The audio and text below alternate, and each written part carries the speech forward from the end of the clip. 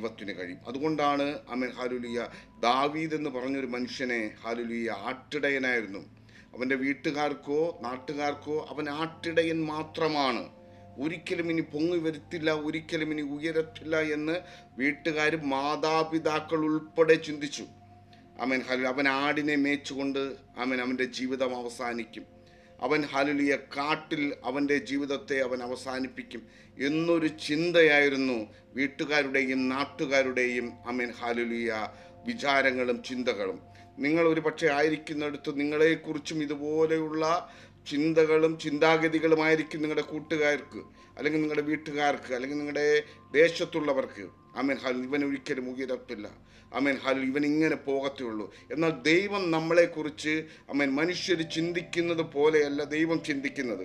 Amen hallelujah മനുഷ്യർ വിചാരിക്കുന്നത് പോലെയല്ല ദൈവം വിചാരിക്കുന്നത്. എന്നെ കേൾക്കുന്ന ദൈവത്തിൻ്റെ മക്കളെ, ഈ ദൈവത്തിൽ ആശ്രയിച്ചാൽ നീ പോലും നനയ്ക്കാത്ത നിലകളിൽ ദൈവം നിന്നെ ഉയർത്തുവാൻ ശക്തനാണ്. ആമേൻ ഹല്ലേലൂയ നീ നാട്ടുകാർക്കൊരു തലവേദനയാണോ? നീ വീട്ടുകാർക്ക് ആമേൻ ഹല്ലേലൂയ ഒരു പരാജയമാണോ? നോ. ആമേൻ ദൈവത്തിന് നീ പരാജയപ്പെട്ടവനല്ല. ആമേൻ ഹല്ലേലൂയ ദൈവത്തിന് നീ വിലയേറിയവനാണ്. അതുകൊണ്ടാണ് ദാവീദ് കാട്ടിനകത്ത് ആടുകളെയൊക്കെ മേച്ചുകൊണ്ട് നടക്കുമ്പോഴും അവനും ദൈവവുമായി ആഴമേറിയ ഒരു ബന്ധമുണ്ടായിരുന്നു.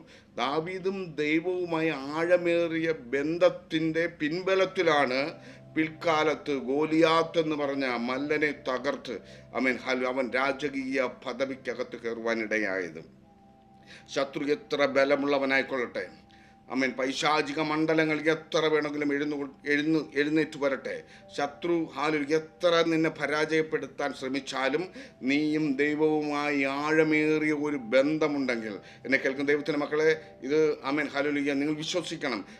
നീയും ദൈവവുമായി, നിങ്ങളും ദൈവവുമായി ആഴമേറിയ ഒരു ബന്ധമുണ്ടെങ്കിൽ നിങ്ങളെ തകർക്കുവാൻ, നിങ്ങളെ ഉടച്ചു കളയുവാൻ ശത്രു ഇനി എന്തൊക്കെ പദ്ധതി ഒരുക്കിയെന്ന് പറഞ്ഞാലും നടക്കത്തില്ല. ഹല്ലേലൂയ. കാരണം നീയും ദൈവവുമായി അത്രയ്ക്കൊരു ബന്ധമുണ്ടെങ്കിൽ ആ ദൈവത്തിൻ്റെ വലുപ്പം, ആ ദൈവത്തിൻ്റെ സ്നേഹം, ആ ദൈവത്തിൻ്റെ ശക്തി നിന്റെ മേൽ വെളിപ്പെടുക തന്നെ ചെയ്യും.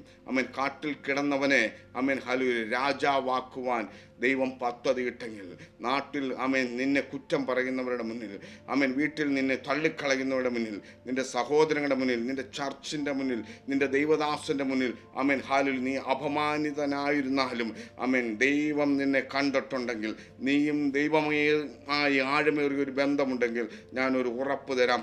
സഹോദരങ്ങളെ, ഹല്ലേലൂയ നിങ്ങൾ താഴ്ചയല്ല ഉയർച്ച തന്നെ പ്രാപിക്കും. അതുകൊണ്ടാണ് ദൈവം പറയുന്നത്, നീ താഴ്ചയല്ല ഉയർച്ച തന്നെ പ്രാപിക്കും.